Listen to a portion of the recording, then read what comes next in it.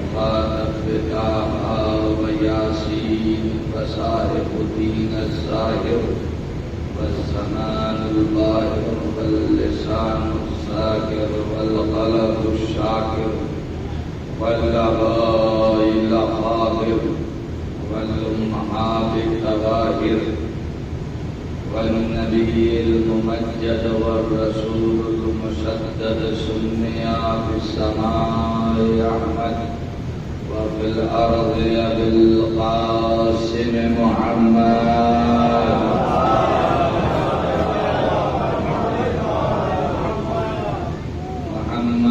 صاحب التاج والمعراج والبراق والعلم ودافع الوباء والبلاء والقحط والمرض والعلم واسمه مكتوب مرفوع مشفوع منقوش في اللوح والقلم سيد العرب والعجم وجسمه مطهر مقدس منور بالبيت والحرم شمس السحاب بدر الدجى صدر العلا كهف الورى مصباح الظلم جميل الشيم صاحب الجود والكرم والله عاصمه والجبريل خادمه والبراق مركبه والمعراج سفره وسدرة المنتهى مقامه والقاب قوسين مطلوبه والمطلوب مقصوده والمقصود موجوده سيد النبيين شفيع المذنبين وما أرسلناك إلا رحمة للعالمين آله الطيبين الطاهرين المعصومين المظلومين المنتخبين المنتجبين غر الميامين آمين الذين أذهب الله عنهم الرجس وطهرهم تطهيرا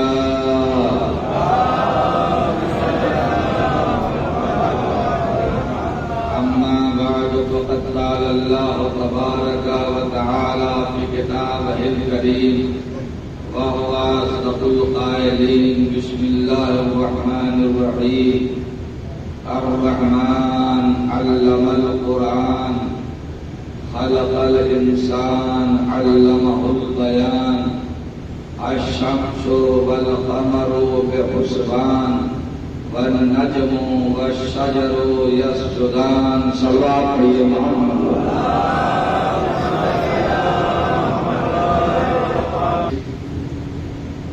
اور سامعین محترم داڑا ہندو راؤ کی سزا خانے میں آج کی یہ تیسری مجلس ہے اور سورہ رحمان کی ابتدائی آیتوں پر کلام کا سلسلہ جاری ہے۔ میں شکر گزار ہوں انجمن کوئی کا جس نے ایک مرتبہ پھر آپ جیسے خوبصورت مومنین کا سامنا کرایا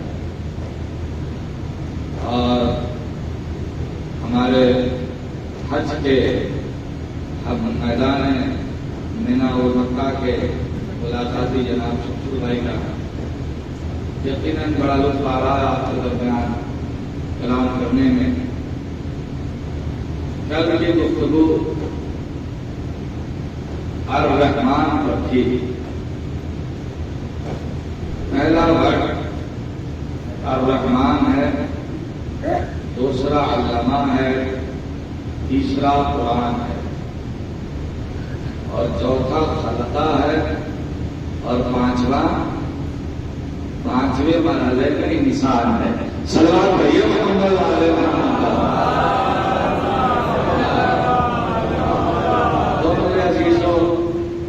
الرحمن پر کل ہم لوگوں نے گفتگو کیا کہ اللہ کے رحمان صفاتی نام کا مطلب کیا ہے اور اس کا مقام کیا ہے، اس کی منزلت کیا ہے اور اس کی رفعت کیا ہے، اور اس سلسلے میں سورہ آل عمران اور سورہ مریم کی مسلسل آیتوں کی تلاوت کی۔ اب دوسرا لفظ علمہ زیر بحث ہے، علم القرآن۔ تو یہ دونوں لفظ کو ایک ساتھ بحث میں نہیں لایا جا سکتا، اس سے کہ دونوں خود بخود الگ الگ ایک موضوع ہے۔ اس لیے آج ہم صرف علمہ پر بحث کریں گے۔ علم القرآن، علمہ یعنی علم، علم دینا، علم سکھانا، منزلت علم، مقام علم، اقسام علم۔ یا بتے انی قد جان من العلم، اور یہ ابراہیم ہے جو منہ بولے باپ آزر سے کہہ رہے ہیں، یا بتے انی قد جان من العلم، اے آزر یقیناً میرے پاس وہ علم آ چکا ہے جو تیرے پاس نہیں ہے، یقیناً میرے پاس وہ علم آ چکا ہے جو تیرے پاس نہیں ہے۔ معلوم یاتے کا فتبینی اہدکا صراطا سویا، بس تو میری پیروی کر تاکہ میں تجھے سیدھا راستہ دکھاؤں۔ آزر عمر میں کافی بڑا ہے، ابراہیم عمر میں کافی چھوٹے ہیں، مگر ابراہیم کہہ رہے ہیں کہ تو میری پیروی کرے گا، میں تیری پیروی نہیں کروں گا۔ حالانکہ تو بڑا ہے، بزرگ ہے، بوڑھا ہے، لیکن میں تیرے پیچھے نہیں چلوں گا، تو میرے پیچھے چلے گا، اس لیے کہ میرے پاس علم ہے، تیرے پاس علم نہیں ہے۔ غور نہیں کیا، میرے پاس علم ہے، تیرے پاس علم نہیں ہے۔ پتہ یہ چلا کہ زمانہ علم کے پیچھے چلا چلتا ہے، زمانہ علم کے پیچھے چلتا ہے، سالوں سال کے پیچھے نہیں چلا کرتا۔ ممکن ہے کہ علی کی عمر کم ہو، اوروں کی عمر بہت زیادہ ہو، مگر یہاں وہی دعویٰ علی کر رہے ہیں جو دعویٰ ابراہیم نے آزر کے مقابلے میں کیا تھا کہ تم میری پیروی کرے گا، میں تیری پیروی نہیں کروں گا، اس لیے کہ علم میرے پاس ہے، تیرے پاس نہیں ہے۔ سلام بڑھیا محمد اللہ،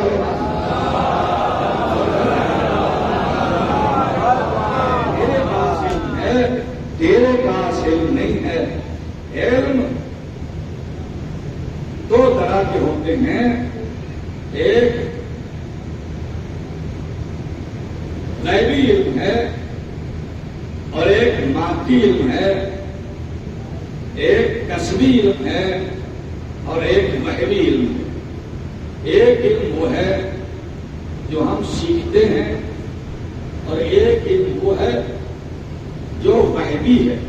کسی مدرسے میں پڑھنے کی ضرورت نہیں ہے، کسی اسکول میں جانے کی ضرورت نہیں ہے، یہ وہاں سے دے دیا گیا ہے، یہ غیبی علم ہے، بنانے والے نے علم کو ڈال دیا ہے۔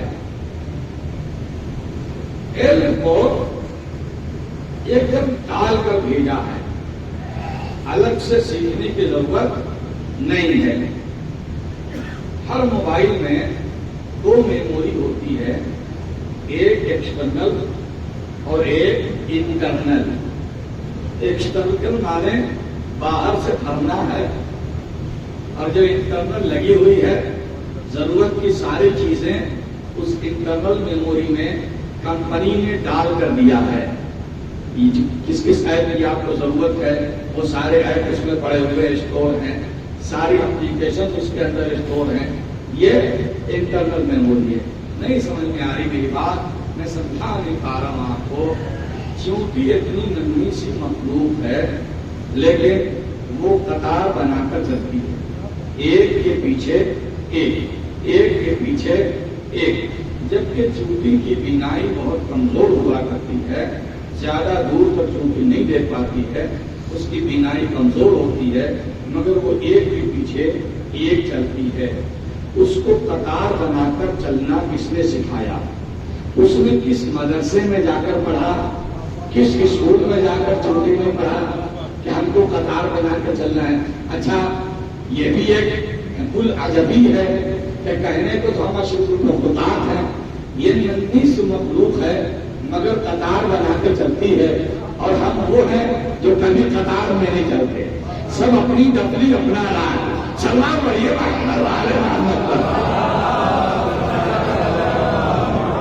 تھوڑی سی توجہ آپ کی ہماری طرف ہے، مقصود ہے۔ آپ دیکھیں گے دیمک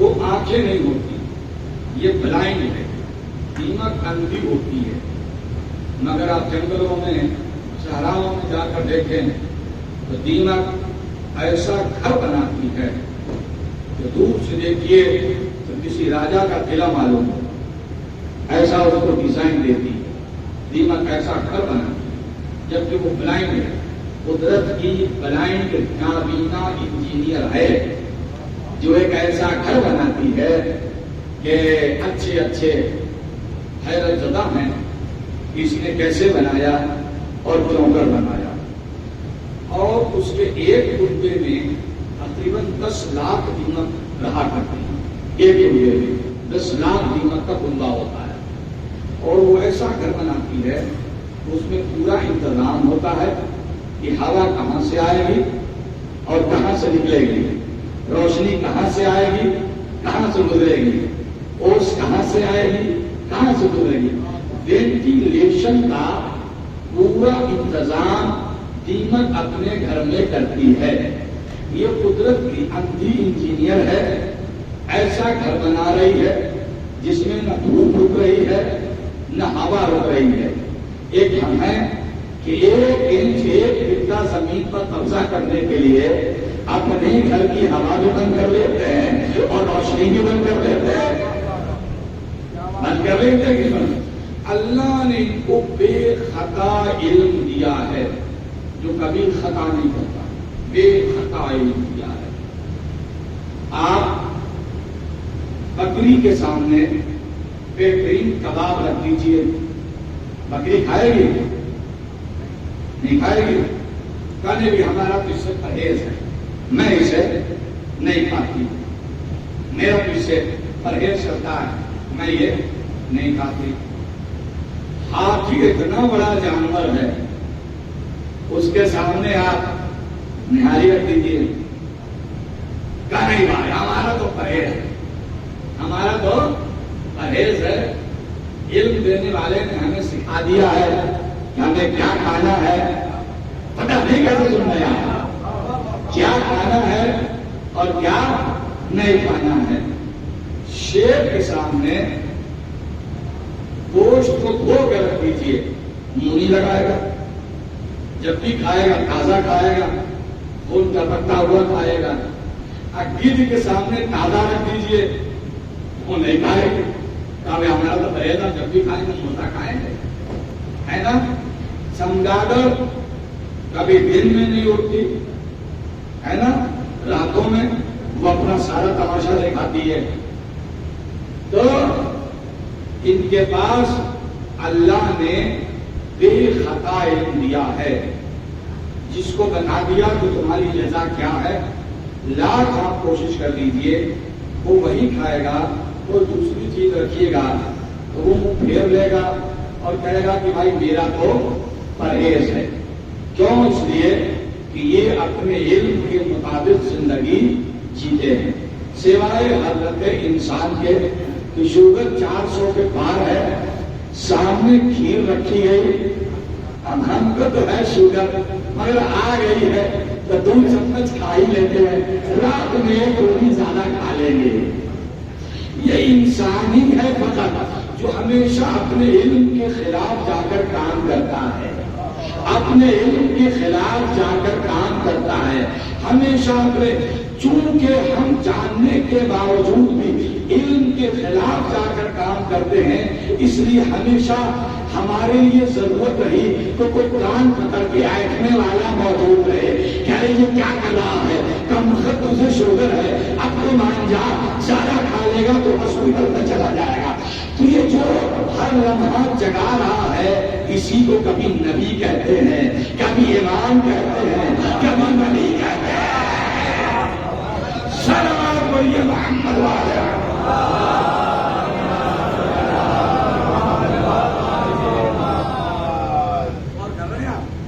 میرے عزیزوں، وہ ماخذ علم کے اعتبار سے علم کی دو قسمیں ہیں، علم بالواسطہ اور علم بلا واسطہ۔ علم بالواسطہ وہ ہے جو ذریعے سے آئے، اور علم بلا واسطہ وہ ہے جو ڈائریکٹ آئے، بغیر کسی ذریعے کے آئے۔ علم بلا واسطہ کی تین قسمیں ہیں، وجدان، فطرت اور بداعت اولیہ۔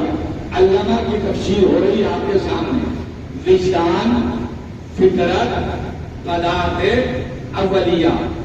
وجدان یعنی اپنے وجود کا احساس۔ بچے کو اپنے وجود کا احساس ہو جاتا ہے، تبھی بھوک لگنے پہ وہ روتا ہے اور چنکارنے پر وہ ہنستا ہے۔ وجدان، فطرت، طائران آبی کا اپنے بچوں کو تیرانا اور طائران صحرائی کا اپنے بچوں کو اڑانا، فطرت۔ بداعت اولیہ، سردی، گرمی، بھوک اور پیاس کا احساس۔ سردی کے احساس کے لیے، گرمی کے احساس کے لیے، بھوک کے احساس کے لیے، پیاس کے احساس کے لیے آپ نے کسی مدرسے میں نام نہیں لکھوایا ہوگا، کسی کالج میں نام نہیں لکھوایا ہوگا کہ بھوک کیسے لگتی ہے ذرا ہم کو بتایا جائے، پیاس کیسے لگتی ہے ذرا ہم کو سمجھایا جائے۔ یہ علم وہ ہے جو بھیجنے والے نے آپ کو ڈائریکٹ انٹرنل میموری کے ساتھ ڈال کر بھیجا ہے۔ پیدا ہوتے ہی بھوک کا بھی احساس ہونے لگتا ہے اور پیاس کا بھی احساس ہونے لگتا ہے۔ بھوک لگتے ہی بچہ رونے لگتا ہے، پیاس لگتے ہی بچہ رونے لگتا ہے، اور سردی کو گرمی کا بھی احساس ہونے لگتا ہے، اور طائران آبی تیرنے لگتے ہیں، طائران صحرائی اڑنے لگتے ہیں۔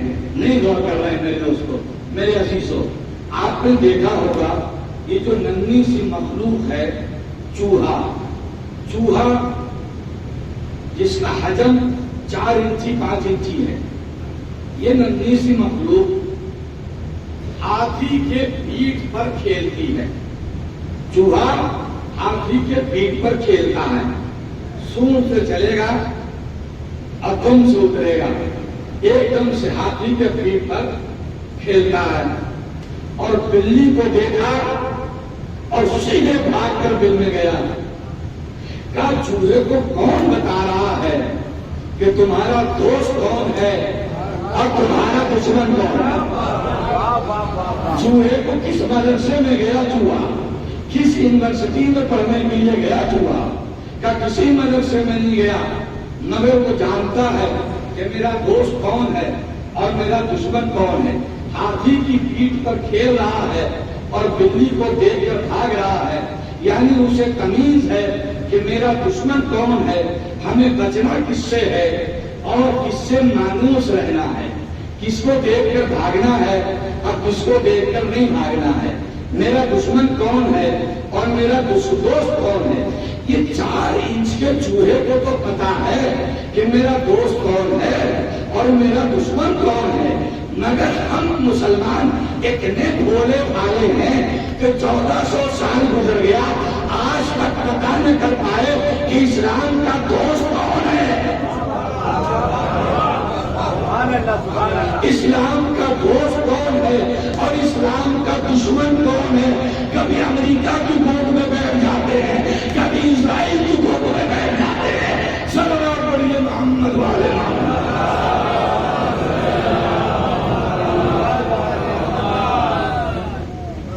ایسے نہیں، معاملہ ایسے آگے نہیں بڑھے گا۔ ایسا مردہ سلوار پر زندہ لوگوں کو رکھنا۔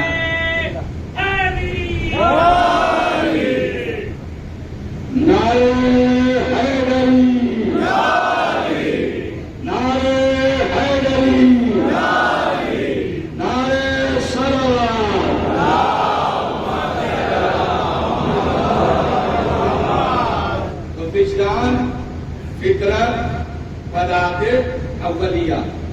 یہ علم بلا واسطہ کی قسمیں ہیں، یعنی بغیر کسی وسیلے کے علم آئے۔ دوسرا ذریعہ ہے علم بالواسطہ، یعنی کسی نہ کسی ذریعے سے علم حاصل ہو۔ تو علم بالواسطہ کی بھی دو قسمیں ہیں، علم بالاحساس، علم بالعقل۔ علم بالاحساس یعنی 5 ذریعوں سے آنے والا علم، باشرہ ایک کر آنے والا علم، سامعہ سن کر آنے والا علم، شامہ سن کر آنے والا علم، ذائقہ چکھ کر آنے والا علم، لامسہ چھو کر آنے والا علم۔ سردی و گرمی کا پتہ کہ یہ آئٹم ٹھنڈا ہے یا گرم چھونے سے چلے گا، میٹھا ہے یا کڑوا چکھنے سے چلے گا، ہے نا، بدبودار ہے یا خوشبودار سونگھنے سے چلے گا، لال ہے ہرا ہے پیلا ہے سگنل ریڈ ہے کہ گرین ہے دیکھنے سے معلوم ہوگا۔ اور یہ مولوی صاحب بول رہے ہیں یا اماں جان بول رہی ہیں، یہ سننے سے پتہ چلے گا۔ تو علم اگر 5 ذریعوں سے حاصل ہو، باشرہ، سامعہ، لامسہ، ذائقہ، تو اس علم کو 5 ذریعے سے جو علم حاصل ہو رہا ہے اس کو حواس خمسہ کہا جاتا ہے، حواس خمسہ کہا جاتا ہے۔ تو اگر اس جسم کو 5 ذریعوں سے علم حاصل ہو رہا ہے تو اسے حواس خمسہ کہا جاتا ہے، اور اگر روح کو 5 ذریعوں سے علم مل رہا ہے تو اسے خامس اعلی۔ سلمان بولیے محمد والے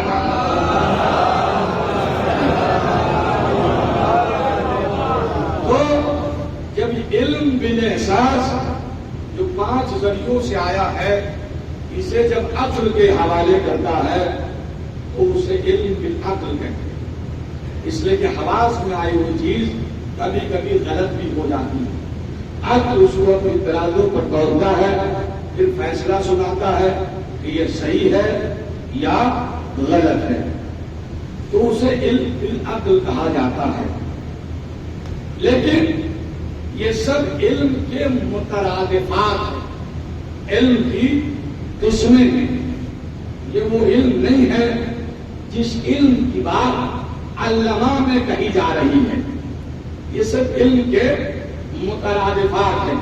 علم جیسے ہیں، جیسے مترادفات بھی بہت ہیں، الادراک، البدیہہ، التصور، التذکر، الذکر، الذکاء، الحفظ، الحکمہ، الشعور، الفہم، الوہم، الفتنہ، الفراست، التفکر، یہ سب علم کے مترادفات ہیں، مگر یہ علم نہیں ہے۔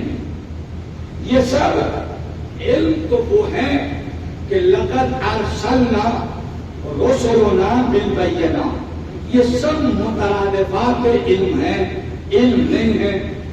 اس لیے جو قرآن نے فیصلہ سنایا کہ ما لہم بہ من علم ان یتبعون الا الظن ان الظن لا یغنی من الحق شیئا، کہ تمہارے پاس کچھ بھی نہیں ہے سوائے گمان کے، اور گمان حق کی جگہ نہیں لے سکتا۔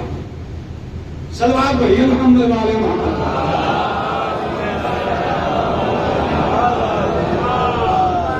میں اردو میں بول رہا ہوں، اگر اردو سخت ہے تو اس کا ترجمہ بھی کر رہا ہوں، ٹھیک ہے؟ تو اگر بات پہنچ رہی ہے تو کم سے کم گردن کو ہلائیے، کلاس کے رول کو فالو تو کیجیے، نہیں سمجھ میں آ رہا تو گردن ایسا کر دیجیے۔ سلام پڑھیے محمد والے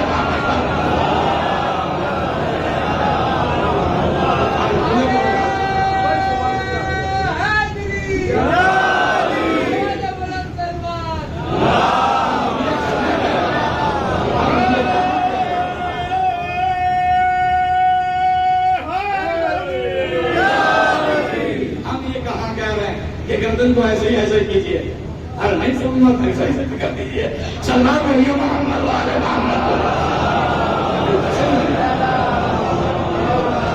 یہ مخالفات علم ہیں. ما لہم بہی من علم، ہمارے پاس کوئی علم نہیں ہے. جو بھی ہے زن، زن ہے، گمان ہے، اور گمان حق کی جگہ نہیں لے سکتا. کیوں؟ اس لیے کہ زندگی کا سفر سکوریت کے سیارے پر نہیں ہو سکتا. دنیا سے آخرت تک کا سفر وہم گمان کی ٹوٹی ہوئی کشتی پر نہیں کیا جا سکتا.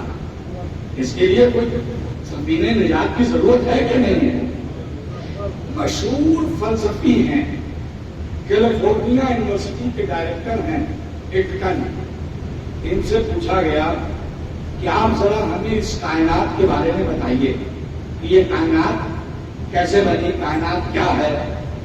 تو انہوں نے کہا کہ بھائی ہم اس کائنات کے بارے میں تمہیں کیا بتائیں. یہ وہ کتاب ہے کائنات کہ جس کا نہ پہلا ورق ہمارے سامنے ہے اور نہ آخری ورق ہمارے سامنے ہے. بیچ سے پڑھ پڑھا کر جو تھوڑا بہت سمجھ میں آتا ہے ہم لوگ بتا دیتے ہیں. نہ پہلا ورق نہ آخری ورق. کائنات کیسے بن رہی تھی یہ نہ ہم نے دیکھا، اور ختم ہو جانے کے بعد قیامت کے بعد کیا ہوگا نہیں ہم دیکھ رہے ہیں. تو بیچ سے جو سمجھ میں آ رہا ہے بتا دے رہے ہیں، جو نہیں سمجھ میں آ رہا ہے تو راکٹ اڑاتے رہتے ہیں، کبھی چاند پر بھیج رہے ہیں، کبھی منگل پر بھیج رہے ہیں. سلمان بھیا محمد والے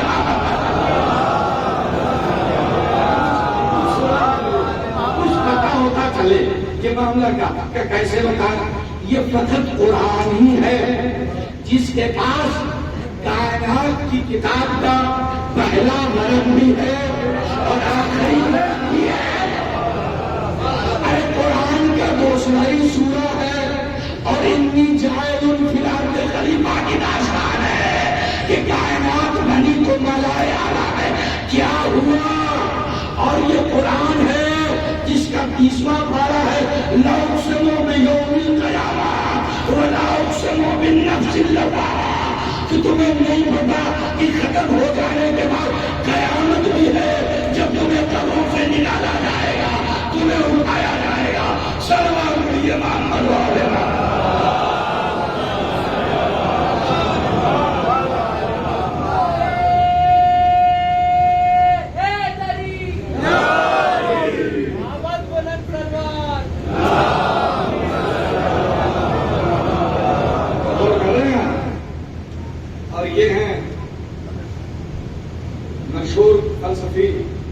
فلسفان. ان سے پوچھا گیا کہ کیا ہم فلسفے کی روشنی میں اپنے عقل کے بھروسے پر زندگی کا سفر طے کر سکتے ہیں؟ تو وہ کہتے ہیں کہ ہم فلسفے کی روشنی میں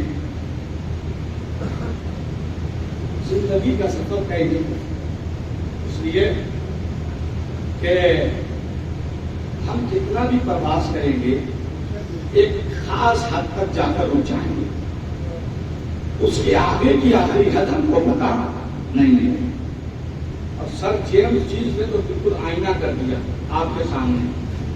وہ کہتے ہیں کہ ہم فلاسفہ کی مثال، تمثیل افلاطون بھی یہی ہے، ہم فلاسفہ کی مثال ایسے ہی ہے. دانشور، مفکر، سائنٹسٹوں کی مثال ایسے ہی ہے کہ جیسے زنجیروں میں جکڑ کر غار کے دہانے پر بیٹھا دیا گیا، پیٹھ اجالے کی طرف ہو اور منہ اندھیرے کی طرف ہو. پتہ نہیں میری بات پہنچ رہی کہ نہیں. پیٹھ اجالے کی طرف اور منہ اندھیرے کی طرف. اب بتائیے منہ تو ہے اندھیرے کی طرف، ادھر اجالا تھا ادھر منہ تو ہے نہیں، منہ اندھیرے کی طرف ہے، تو کیا نظر آئے گا آپ کو؟ کبھی کبھی ہلکی پھلکی پرچھائیاں نظر آ جائیں گی. اور کبھی مدھم سی کرن اگر نظر آئے گی تو ممکن ہے وہ کرن نہ ہو بلکہ فریب نظر ہو. جو بھی نظر آئے گا ہلکی پھلکی پرچھائیاں ہوگی.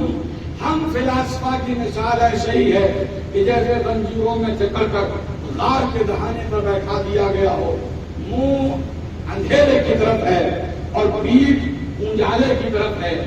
ہم اندھیرے میں گھور رہے ہیں, کبھی کبھی ہلکی سی پرچھائیاں نظر آ جاتی ہے تو ٹٹول کر اسی کو اٹھا لیتے ہیں اور کہتے ہیں کہ بہت بڑی چیز ہم نے پا لیا, دیکھو ہم نے ایجاد کر دیا, دیکھو ہم موجود ہیں. لیکن ممکن ہے کہ وہ بھی فریب نظر ہو. ایسی کتنی بڑی کتنی ایجادات سامنے آئی جس کے بارے میں بہت ڈھولک پیٹا گیا اور بعد میں کہا گیا کہ نہیں صاحب یہ تو بڑی ہانیکارک ہے, اس سے تو کڈنی بیٹھ جاتی ہے. ارے بھائی ایک زمانے میں نیمو سلائڈ کا چلن کتنا تھا اور بعد میں یہ تحقیق آئی کہ نہیں صاحب جس پر ہم کہہ رہے تھے کہ بہت بڑا تیر مارا, تیر تو اس پر نہیں مارا تھا, یہ ہماری کڈنی ضرور مار رہی ہے. سلوات پڑھیے محمد والے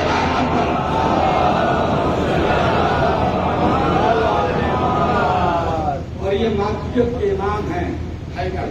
ان سے پوچھا گیا کہ ہم کہاں پر کھڑے ہیں اپنی ترقیوں میں, آگے ہم وہیں کھڑے ہیں جہاں 2000 سال پہلے وہ پورا یونان کھڑے تھے. 200 سال پہلے کوئٹے کھڑا تھا, ہم وہیں پر ہیں. اور نیوٹن سے پوچھا گیا, نیوٹن کا نام تو بڑا مشہور ہے, کہ بتائیے سائنٹسٹوں اور فلاسفہ کا مقام کیا ہے؟ تو وہ کہتے ہیں کہ ہم ساحل پر کھڑے سیپیاں چن رہے ہیں, موتی کا پتہ نہیں ہے. ساحل پر کھڑے سیپیاں چن رہے ہیں, موتی کا پتہ نہیں ہے. اور یہ سقراط ہیں جو کہتے ہیں کہ ہم یہی جانتے ہیں کہ کچھ نہیں جانتے. اب یہ بتاؤ کہ جو کہہ رہا ہے کہ ہم کچھ نہیں جانتے, آپ اپنا ہاتھ اس کے ہاتھ میں دیں گے جو یہ کہہ رہا ہے کہ ہم کچھ نہیں جانتے, یا آپ اس کے ہاتھ میں اپنا ہاتھ دیں گے جو کہہ رہا ہے کہ سلونی سلونی سلونی سلونی, جو پوچھنا ہے پوچھ لو, قدر اس کے کہ میں تمہارے درمیان نہ رہوں. سلوات پڑھیے محمد والے محمد.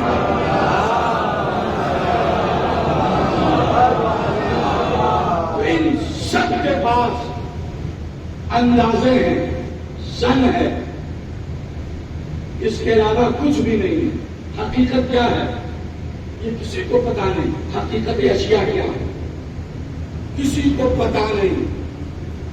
آپ یہ بتائیے, اندازہ ہے اور سن ہے سب کے پاس. میرے نوجوانوں میرے جو یہ بتاؤ, ایک آدمی یہ کہہ رہا ہے کہ یہاں سے وہاں تک کا فاصلہ 40 گز ہے, 20 گز ہے, بالفرض مان یہاں سے وہاں تک کا فاصلہ 20 گز ہے اندازے سے, اور ایک فیتے سے ناپ کے کہہ رہا ہے کہ یہاں سے وہاں تک کا فاصلہ 25 گز ہے. بتاؤ آپ کس کی بات مانو گے؟ بولو میرے بھائی, کس کی بات مانو گے؟ کسے؟ زور سے بول لو اور لوگ بھی سن لیں. کیوں؟ اس لیے کہ فیتا بنا ہی اس کام کے لیے ہے. میں نے بڑی بات کہہ دیا, فیتا بنا ہی اس کام کے لیے ہے. جو جس کام کے لیے بنا ہوتا ہے اس کی کہی ہوئی بات زیادہ پرفیکٹ ہوتی ہے بنسبت اس کے جو اندازے سے بول رہا ہے. اسی لیے تو ہم کہتے ہیں کہ ان کی باتیں نہ مانیے. بات ماننا ہے تو محمد کی مانیے, علی کی مانیے, فاطمہ کی مانیے, حسن کی مانیے. اس لیے کہ یہ بنے اس کام کے لیے. سلوات پڑھیے محمد والے.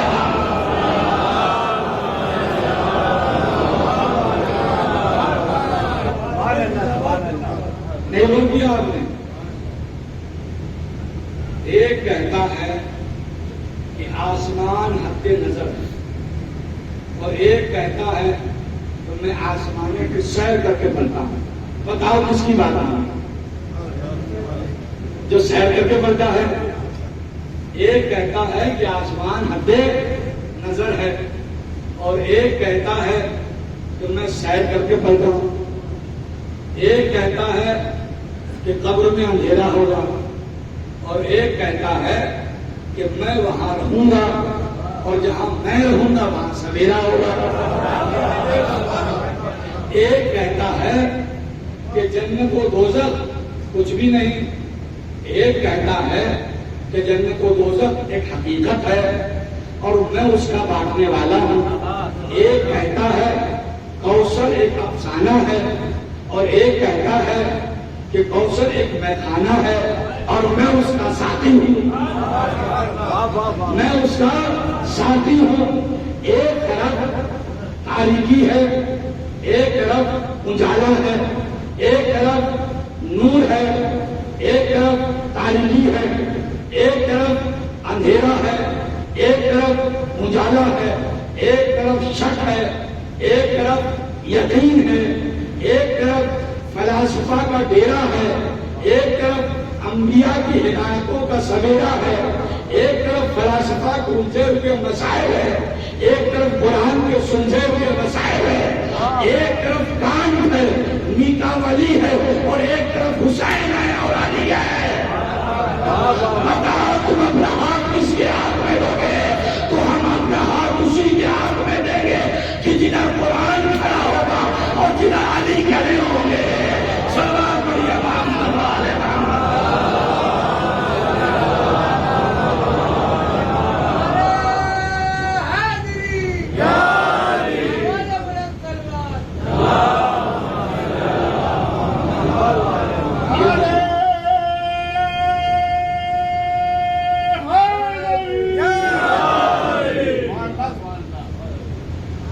یہ نہیں, یہ علم نہیں ہے. علامہ قرآن میں کون سا علم ہے؟ لقد ارسلنا رسلنا بالبینات. یہ وہ علم ہے کہ ہم نے رسولوں کو بینات کے ساتھ بھیجا اور ان بینات کے ساتھ بھیجا کہ کسی کو اس نے علم بچپنے میں دیا. یا یحییٰ خذ الکتاب بقوۃ آتیناہ الحکم صبیا. اور ہم نے یحییٰ کو بچپنے میں حکمت کا علم دے دیا. بچپنے میں یحییٰ خذ الکتاب بقوۃ, یحییٰ کتاب کو مضبوطی سے پکڑیے. اور ہم نے انہیں بچپنے میں ہی علم دے دیا تھا. کسی کو اس نے گہوارے میں دیا, انی عبداللہ آتانی الکتاب وجعلنی نبیا. اور کسی کو اس نے پیدا ہونے سے پہلے دیا. قالوا لا تعجل انا نبشرک بغلام علیم. اے ابراہیم, میں آپ کو ایک ایسا بیٹا دوں گا جو علیم ہوگا. ابھی اسماعیل پیدا نہیں ہوئے مگر قرآن بشارت دے رہا ہے کہ وہ علیم ہوگا. اور یہ یوسف ہے جو کہہ رہے ہیں علمتنی من تعبیر الاحادیث, خوابوں کی تعبیر بتانے کا علم لے کر آیا ہوں. یہ سلیمان ہے جو کہہ رہے ہیں علمنا منطق الطیر, میں پرندوں کی بولیاں جاننے کا علم لے کر آیا ہوں. یہ داؤد ہے جو کہہ رہے ہیں علمناہ صنعۃ لبوسنۃ, مجھے سلا سازی کا علم دے کر بھیجا گیا ہے. یہ خضر ہے جو کہہ رہے ہیں علمناہ من لدنا علما, مجھے علم لدنی دے کر بھیجا گیا ہے. اور یہ ہمارے پیغمبر ہے جن کے بارے میں کہا جا رہا علمک ما لم تکن تعلم. اے میرے پیغمبر, علم کے جتنے ممکنات تھے وہ سب میں آپ کو دے کر بھیج رہا ہوں. سلام علیہ محمد.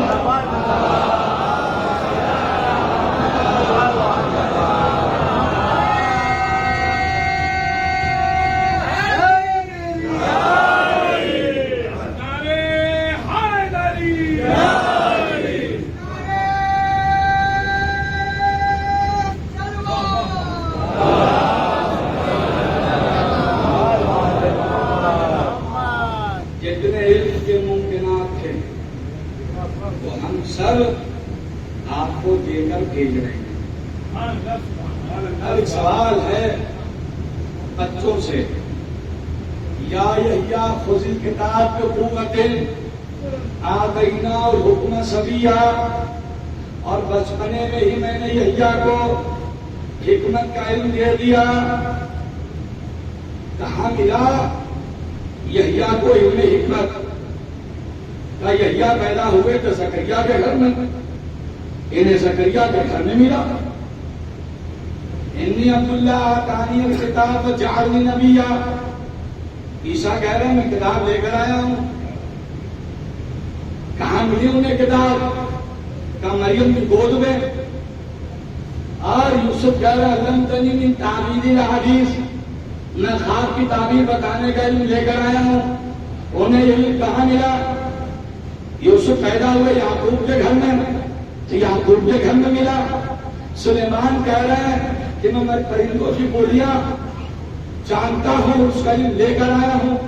ان کو یہ علم کہاں ملا؟ سلیمان پیدا ہوئے داؤد کے گھر میں تو داؤد کے گھر میں ملا. اور گھر میں اور یہ جناب زکریا ہیں اور یہ جناب سلیمان ہے اور یہ جناب خضر ہے. تو اب یہ انصاف سے آپ بتائیے کہ ان سب کو علم کہاں ملا؟ تو جو جہاں جہاں پیدا ہوا اس کو وہاں وہاں علم ملا. نہیں غور کر رہا. جو جہاں جہاں پیدا ہوا کیوں وہاں وہاں ملا؟ کیا اس لیے کہ اس کی مشیت نے انہیں منتخب کر لیا تھا، انہیں چن لیا تھا. لہذا چونکہ یہ منتخب شدہ تھے، لہذا جو جہاں جہاں پیدا ہوا اس کی مشیت نے اس کو وہاں وہاں جا کر علم دیا. کسی کو مریم کی گود میں دیا، کسی کو یہ زکریا کے گھر میں دیا، کسی کو داؤد کے آنگن میں دیا، کسی کو یعقوب کے حجرے میں دیا. جو جہاں جہاں پیدا ہو رہا تھا چونکہ اس کی مشیت نے اسے چن لیا تھا، لہذا اس کو وہاں وہاں جا کر علم دے رہا تھا. تو بتائیے جو دوسروں کے گھروں میں پیدا ہو رہا ہے جب اس کی مشیت اس کو وہاں وہاں جا کر علم دے سکتی ہے، تو جو خود اس کے گھر میں پیدا ہو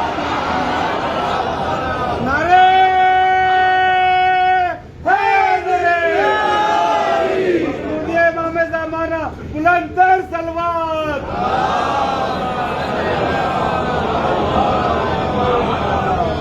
زندہ باد زندہ باد. سبحان اللہ. جو خود اس کے گھر میں پیدا ہو رہا ہو. سبحان اللہ. اب اس کے لیے قرآن کہے کہ الرحمن علم القرآن. سبحان اللہ. ہے نا؟ علم دے کر بھیجا. ابھی 3 دن کے ہیں، کعبے سے باہر آئے، آغوش رسول میں آئے، زبان کھل گئی، توریت بھی سنا رہے ہیں، انجیل بھی سنا رہے ہیں، زبور بھی سنا رہے ہیں، قرآن بھی سنا رہے ہیں. کئی مولوی بہت اٹھا ہے، ابھی تو قرآن نازل بھی نہیں ہوا تھا تو علی سنانے کیسے لگے؟ کیا یہی تمہیں بتانا چاہتا ہوں کہ جب وہ منتخب کر لیتا ہے تو ان کے گھروں میں جو پیدا ہوتے ہیں ان کو اس کی مشیت جا کر علم دے دیتی ہے. علی کو خود اس کے گھر میں پیدا ہو رہا ہے.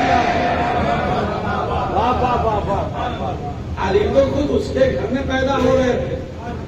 اگر اس کی مشیت نے علم دیا تو کیا دیا؟ اور اسی لیے رسول نے فرمایا انا مدینۃ العلم وعلی بابها. میں ان کا شہر ہوں اور علی اس کے دروازہ ہے.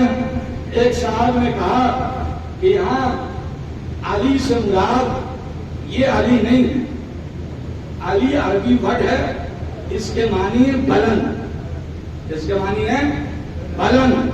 کہا کہ یہ علی نہیں ہے، اس کا ترجمہ یہ ہے کہ میں ان کا شہر ہوں اور دروازہ بلند ہے. دروازہ بلند ہے.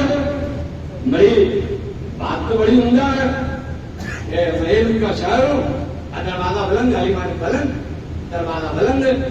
ہم نے کہا کہ بات تو بالکل صحیح کہہ رہے ہیں آپ جناب، ایک دم صحیح ترجمہ کر رہے ہیں، مگر چونکہ شہر آدمی ہے لہذا دروازہ بھی آدمی ہوگا. اور بات ہے کہ کبھی دوش رسول کی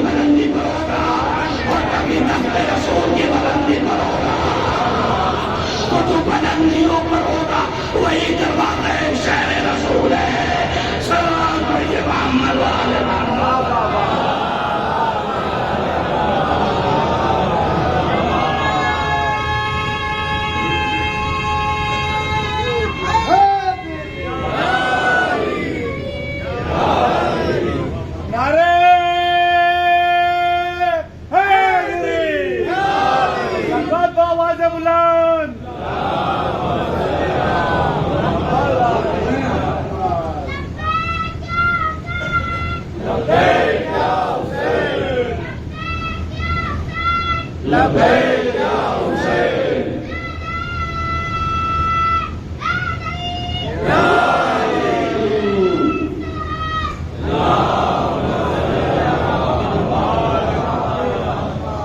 علم یہی تو ہے.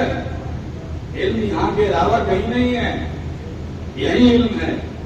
بڑے مشہور راوی ہیں نا اور صحابی ہیں. حضرت ابو ہریرہ رضی اللہ نقل کفر نباشد بڑے بزرگ صحابی ہیں. حالانکہ 2 ہی سال میں مسلمان اور 4000 سے زیادہ حدیثیں بخاری شریف میں ان سے نقل ہے.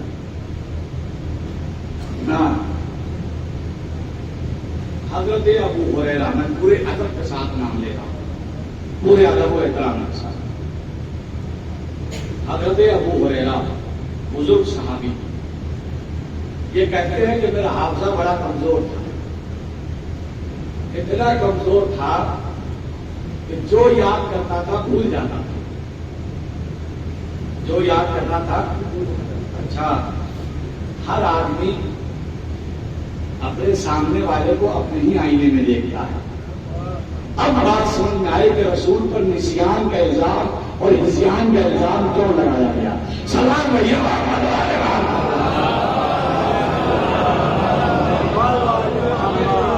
میں بھول جاتا تھا. بڑی کمزور حادثہ تھا ہمارا. میں رسول سے حدیث سنتا تھا, باہر نکلنے سے پہلے ہی بھول جاتا تھا. اور قرآن نے اسے نقل کیا ہے ماذا قال عارفا, اور وہ باہر نکل کے پوچھتے تھے کہ ابھی رسول کیا کہہ رہے تھے, میں تھوڑا سا بھول گیا ہوں. بڑا کمزور تھا ہمارا حادثہ. ایک دن ہم نے اللہ کے رسول سے اس بات کی شکایت کیا کہ اللہ کے رسول میرا حافظہ بڑا کمزور اور خراب ہو گیا ہے, بہت جلدی جلدی بھول جاتا, کچھ بات ہی یاد نہیں رہتی. بہت توجہ سے سنیے, کچھ بات ہی یاد نہیں رہتی. تو اللہ کے رسول نے فرمایا ابو ہریرہ اپنی چادر بچھاؤ. انہوں نے اپنی چادر بچھائی. اللہ کے رسول نے اس پر پھونک مارا, ہے نا, اس پر پھونک مارا. اور اس کے بعد ابو ہریرہ اب اسے اوڑھ دو. ابو ہریرہ کہتے ہیں, حضرت ابو ہریرہ, کہ اب جو ہم نے چادر اوڑھا تو میرا حافظہ اتنا مضبوط ہو گیا کہ پھر کبھی کچھ نہیں بھولا. ایک بار جو سنتا تھا وہ پکا یاد ہو جاتا تھا. ہم نے کہا بھائی بڑے غضب کی آپ ہے, آپ کو حضرت ابو ہریرہ کی چادر یاد ہے, تطہیر کی چادر یاد ہے. جس چادر پر رسول پھونک گئے اسے اگر کوئی اور میں تو حافظہ اتنا مضبوط ہوتا ہے, اور جس چادر میں رسول خود آ جائے تو بتائیے ان کا حافظہ کیسا مضبوط ہوگا. تو اگر ان کے لیے قرآن ہے کہ الرحمن علم القرآن خلق الانسان کو حیرت کیا ہے. سلام پڑھیے محمد والے.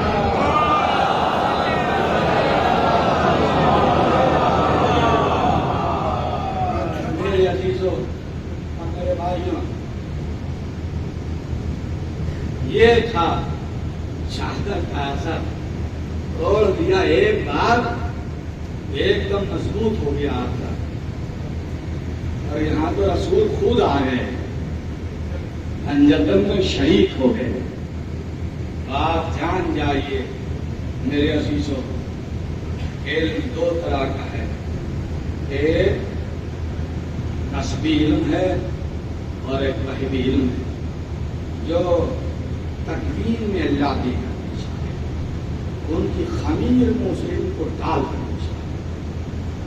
اللہ نے اپنے حبیب کی خمیر میں علم نبوت ڈال دیا، اس لیے انہیں کسی مدرسے میں جانے کی ضرورت نہیں تھی، کسی اسکول میں جانے کی ضرورت نہیں تھی، اور یہی بات تھی کہ نبی ہی نہیں بلکہ اس گھرانے کا کوئی بچہ کسی مدرسہ یا اسکول میں نہیں گیا، نہ علی گئے، نہ فاطمہ گئی، نہ حسن گئے، نہ حسین گئے، سب بس آغوش رسول کے پروردہ تھے، رسول کے ساتھ رہتے تھے، یہ سب وحی علم لے کر آئے تھے، اور یہی وحی علم تھا جو حسین کی رہنمائی کر رہا تھا کربلا میں۔ میرے عزیزوں، ابھی آپ مسئلہ سن رہے تھے، بڑا ہی سخت مصائب والا مسئلہ تھا۔ کڑیل علی اکبر، کڑیل جوان علی اکبر کے مصائب کو اس مسجد میں رقم کیا گیا تھا۔ علی اکبر کون ہے؟ علی اکبر وہ ہیں جو ہم شکل پیغمبر ہیں، ہم شبیہ پیغمبر ہیں، سیرت میں بھی پیغمبر سے ملتے ہیں اور صورت میں بھی پیغمبر سے ملتے ہیں۔ ایک یہودی نے خواب میں دیکھا، بڑے زمانے سے اس کے ہاں بچہ نہیں تھا، تو ہر جگہ منت مانگتا چلتا تھا، مرادیں مانگتا چلتا تھا کہ یا اللہ مجھے اولاد دے دے، یا اللہ مجھے اولاد دے دے، یا اللہ مجھے اولاد دے دے۔ جس کو اولاد نہیں ہوتی ہے کیسا گھر پر بھٹکتا ہے، جہاں کسی نے بتا دیا فلاں پیر صاحب، فلاں فقیر صاحب، فلاں مزار، فلاں درگاہ، دوڑا چلا جاتا ہے۔ یہ بھی بھٹک رہا تھا اولاد میں۔ اس نے ایک دن خواب میں ایک بزرگ نورانی شخصیت کو خواب میں دیکھا، چہرہ ایسا پرنور تھا، ایسا وجیح تھا کہ بے ساختہ خواب میں دیکھتے ہی بول اٹھتا ہے کہ کیا آپ حضرت عیسیٰ ہیں؟ انہوں نے کہا کہ نہیں، میں عیسیٰ نہیں۔ کیا آپ حضرت داؤد ہیں؟ کہا کہ نہیں، میں داؤد بھی نہیں۔ کیا آپ حضرت موسیٰ ہیں؟ کہا کہ نہیں، میں موسیٰ بھی نہیں۔ تو پھر آپ کون ہیں؟ کہا کہ میں فخر عیسیٰ، فخر موسیٰ، محمد مصطفیٰ، ہماری جان فدا ہو، ہمارے عظیم پیغمبر۔ کہا کہ تیری دعا قبول ہو گئی، مدینے جا، وہاں میرا ایک نواسا رہتا ہے، تو اس سے ملاقات کر اللہ تجھے بیٹا عطا کرے۔ وہ اٹھا اور افتاں و خیزاں پوچھتا پاچھتا مدینہ آیا۔ مدینے کے گلیوں میں پوچھا کہ بھائی آپ کے نبی کے نواسے کا گھر کہاں ہے؟ سب نے بتایا کبا مسجد نبی کے پاس۔ وہ سیدھے در حسین پر آیا، تب بات کیا، اندر سے آواز آئی کون؟ کہ میں ایک یہودی ہوں، مجھے بھیجا گیا۔ امام نے بلوا لیا، امام کے سامنے، امام حسین کے سامنے کھڑا ہوا، اور وہ کہتا ہے کہ میرے آنے کی حاجت یہ ہوئی کہ میں نے خواب میں جیسی لفظ خواب اس کو زبان پر آیا، امام حسین نے کہا کہ آپ کو چپ رہا، آگے بولنے کی ضرورت نہیں ہے، چپ رہا۔ اور اس کے بعد آواز دیا کہ ذرا علی اکبر کو بھیجنا۔ تھوڑی دیر کے بعد علی اکبر حسین کے سامنے آئے۔ جیسے علی اکبر پر اس یہودی کی نظر پڑی تو بے ساختہ کہہ اٹھا کہ یا حسین، ہم نے جو خواب میں دیکھا تھا بالکل یہی صورت تھی، بس فرق یہ ہے کہ وہ بزرگ تھے، یہ جوان ہے۔ اتنا مشابہ تھے جناب علی اکبر امام حسین سے۔ اتنا مشابہ تھے جناب علی اکبر رسول خدا حضور صلی اللہ علیہ وسلم سے. شاید اسی لیے حسین رو پڑے تھے جب علی اکبر کو رخصت کیا تھا, الوداع کیا تھا.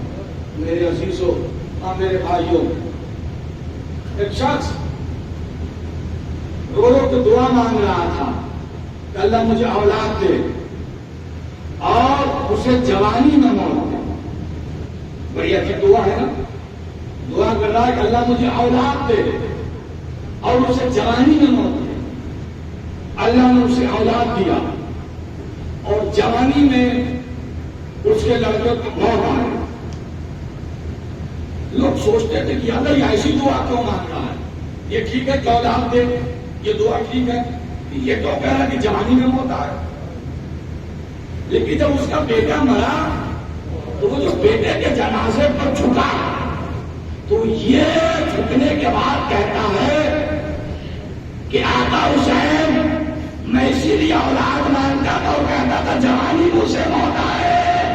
میں یہ احساس کرنا چاہتا تھا کہ میرا حسین جب کل یہ جوان کے جنازے پر جھکا تو پھر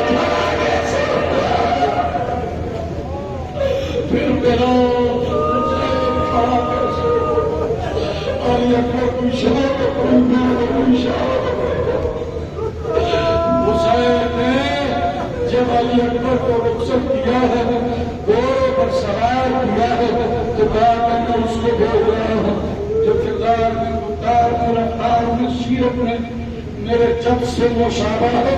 جب بھی نانا کو دیکھنے کا شوق ہوتا تھا میں علی اکبر کو دیکھ لیا کرتا تھا. اس کے بعد علی اکبر کو رخصت کیا. شوق شہادت نے علی اکبر نے گھوڑے کی لجام کھینچی اور تیز رفتاری کے ساتھ حیا کی آواز نکالتے ہوئے وہ آگے بڑھے. نہایت سرعت سے گھوڑا مقتل کی طرف دوڑا. تیزی سے گھوڑا مقتل کی طرف جا رہا تھا کہ اچانک سے علی اکبر کو محسوس ہوا کہ پیچھے کوئی بوجھ گرا ہو زمین پر. گھوڑا نے دیکھا تو کیا دیکھا کہ بوڑھا بابا جو ریت پر گرا ہوا اور ریت سے اٹھنے کی کوشش کرتا. علی اکبر گھوڑے سے کود کر بابا کے پاس آئے, سہارا دے کر کھڑا کیا. اے بابا آپ نے تو تجھے رخصت کر دیا تھا نا, پھر یہ پیچھے پیچھے کیوں آ رہے تھے بابا؟ جواب سنیں گے امام حسین کا, جواب سنیں گے امام حسین نے کیا کہا. امام حسین نے یہ نہیں کہا رحمت اللہ کا, امام حسین نفسیاتی جملہ کرتے, اے بیٹا اے کاش تمہارے پاس بھی علی اکبر جیسا بیٹا ہوگا. جب تمہیں احساس ہوگا کہ جس کے پاس علی اکبر جیسا بیٹا ہو اسے رخصت کرنا کیسا پڑتا ہوگا. بس تھوڑی دیر آپ میرے ساتھ آ جائیں, اپنی آنکھوں کو آمادہ کر لیں. زینب کو بھی پرسہ دینا ہے, اس نے کہ 18 سال تک کی بیچ کے زینب نے پالا تھا, اور اپنا لیلا کو بھی پرسہ دینا ہے, اس لیے کہ یہ لیلا کا چراغ ہے, لیلا کی نشانی ہے. ارباب اعصاب علی اکبر شوق شہادت میں مقتل کی طرف بڑھے اور حسین کے بیٹا تھے, علی کے پوتا تھے, اسی انداز میں تلوار چلائی. ایسا غضب کا حملہ کیا کہ لشکر بادل کی طرح پھٹ اور حملہ کرتے ہوئے کبھی میں منع کرو کرتے ہیں تو کبھی میں سلا کرو کرتے ہیں, اور تھوڑا نہایت تیزی کے ساتھ آپ کے حوصلے کا ساتھ دیتا ہے. کبھی اس طرف حملہ کر رہے ہیں, کبھی اس طرف حملہ کر رہے ہیں. نہایت تیزی سے گھوڑا حملہ کرنے کے لیے آگے بڑھ رہا تھا. جتنی رفتار سے گھوڑا چل رہا تھا, ایک شہید نے اتنی رفتار سے ایک نیزہ کھینچ کر مارا اور وہ برچھی آ کر علی اکبر کے سینے میں لگی. علی اکبر کو گھوڑے پر سنبھالا گیا, گھوڑے سے زمین پر آئے. اللہ ان آوازوں کو سلامت رکھے جو غم علی اکبر نے بیان ہوئی ہے. گھوڑے سے زمین پر آئے. کربلا میں یہ دستور تھا نا کہ جو بھی گھوڑے سے زمین پر آتا تھا زخموں سے چور ہو کر اپنے اپنے رشتوں کے حوالے سے حسین کو مدد کے لیے پکارا. حبیب آئے, آواز دیا, اے بچپن کے دوست ہماری مدد کو آئیے. اونو محمد گھوڑے کو نہیں پر آئے, آواز لگائی, میرے مامو جان ہماری مدد کو آئیے.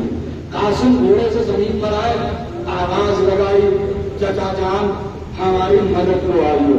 لیکن پتا ہے جب ابو بکر گھوڑے سے زمین پر آئے تو انہوں نے اپنے بابا کو مدد کے لیے نہیں پکارا. انہوں نے کہا علیکم منی سلام, علیکم بابا بس ہمارا سلام قبول کیجیے. علی اکبر سب نے مدد کو پکارا تھا, آپ مدد کو کیوں نہیں پکارتے؟ کیا مجھے یہ احساس ہے میرا بابا بوڑھا ہے, میں جوان ہوں, بوڑھے بابا سے جوان بیٹے کی میت بیٹی نہ جائے گی. اسی لیے میں کہتا ہوں بابا آنے کی ضرورت نہیں ہے, بس وہیں سے جوان سلام کیجیے. خدا حافظ. عزیزوں, علی اکبر گھوڑے سے زمین پر آئے تو سلام کی آواز حسین کے کانوں سے ٹکرائی. حسین تیزی سے دوڑے, مگر اب حسین وہ حسین نہیں, کافی کمزور لگ رہے ہیں. حسین اب برابر کا بیٹا گھوڑے سے گرا ہے نا, ڈھونڈتے ڈھونڈتے طیب کو کہیں نظر نہیں آتے, بینائی بھی کام نہیں کر رہی ہو. آواز لگائی, اے میرے بیٹے بنیا, میرے بیٹے کہاں ہو, اپنے بابا کی مدد کرو. آواز آئی, بابا میں ادھر ہوں. آواز سے سارے حسین دیکھا کہ کہیں نہیں تھے. کیا دیکھا کہ علی اکبر ایک ہاتھ اپنی آنکھوں پر رکھے ہیں اور ایک ہاتھ اپنے سینے پر رکھے ہوئے. بیٹا یہ آنکھوں پر ہاتھ کیوں ہے؟ بس مصعب کی آخری فکرے ہیں. بیٹا یہ آنکھوں پر ہاتھ کیوں ہے؟ کہا کہ بابا آنکھوں میں خون بھرے ہوئے ہیں. کہا بیٹا ہاتھ ہٹاؤ. ہاتھ ہٹایا, حسین نے علی اکبر کی آنکھوں سے خون صاف کیا. بیٹا یہ سینے پر ہاتھ کیوں ہے؟ کہ بابا یہ نہ کہیے گا, اسے نہ کہیے گا ہٹانے کے لیے. کہ کیا بیٹا سینے میں کیا ہوا ہے کہ تم کہہ رہے ہو نہ ہٹانے کے لیے کہیے گا؟ بابا آپ سے دیکھ کر نہ جائے گا بابا. کہ بیٹا خیر تو ہے, خیر تو ہے. کہ بابا سینے میں برچھی ٹوٹ گئی ہے بابا, ہمیشہ ٹوٹ گیا ہے. کہ بیٹا ہاتھ ہٹاؤ. ارباب اعظم آپ نے برچھی دیکھی ہے؟ برچھی عرب لغات میں عرب کے اسلحوں کی تصویریں بھی بنی ہوتی ہیں. ذرا جا کر ان ڈکشنریوں میں دیکھیے گا برچھی کیسی ہوتی ہے. برچھی کا اگلا حصہ نوکدار ہوتا ہے, اس کے بعد کا حصہ سانپ کی طرح بل کھاتا ہوا ہوتا ہے, جو خشک ہو جاتا ہے مگر